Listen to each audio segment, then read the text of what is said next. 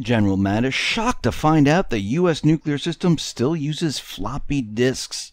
U.S. Secretary of Defense James Mattis has ordered the military to immediately review the United States' overall nuclear weapons policy document after learning that the weapons system in the nuclear arsenals are over 6 decades old, and some of them, they're still running on floppy disks. And when he looked into this, he saw that certain control and command systems, well, they were running on the 8-inch floppy disk, and some intercontinental ballistic missile silos have fallen into disuse and disrepair.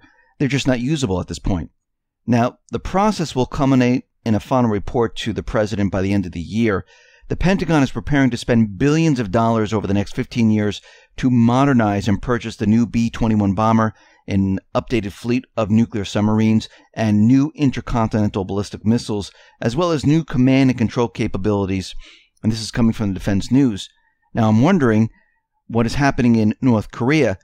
Are they trying to push the process forward by saying that we have a nuclear threat, and this way they can get these budgets passed? Because a lot of times when they start ginning this up, it's not just for one agenda, it's for many different agendas.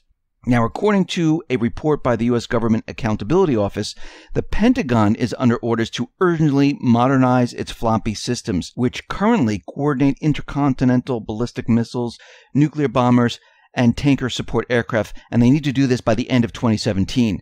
So, like I said just before, this whole North Korea thing about nuclear weapons and how the United States is not prepared and how we're using floppy disk systems and how they're pushing the budget through and how they want more money, this could be part of many different agendas. Because we saw what happened in South Korea when they started to push the North Korea threat.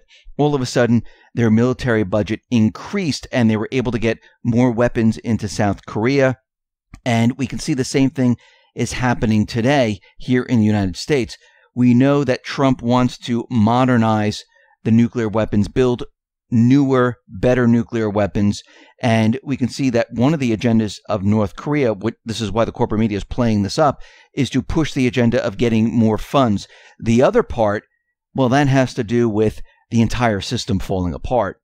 And we can see right now that this could be part of many different agendas, and they're using it all of it. Remember, there's many different factions within the government that are pushing their own agendas.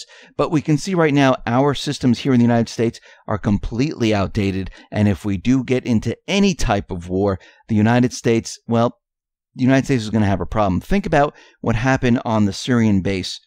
I mean, of course, it was cleared. This was all done under a false flag. But many of the Tomahawk missiles, even though the corporate media is out there telling you that all of them hit their targets, well, they really didn't cause that much damage if all of them hit their targets. But we're getting reports that almost half didn't even make it. They were jammed, most likely by Russia. So this tells you something right there and then, that the United States is in no way ready to fight any type of war. And if the deep state does get us into war, well, this is going to be a problem. Now, you can hear more of all of this in the full report, which is on the X22 Report YouTube channel. And those reports are Monday through Friday, one on Sunday, and they're between 6 and 7 Eastern Standard Time. And if you want to listen to incredible interviews, you can go to the X22 Report Spotlight YouTube channel, where you can hear interviews with Cliff High, you can hear interviews with David Morgan, you can hear interviews with Michael Snyder, you can hear interviews with David Stockman, Jim Rickards. So head on over to the X22 Report Spotlight YouTube channel and you can hear all the interviews there.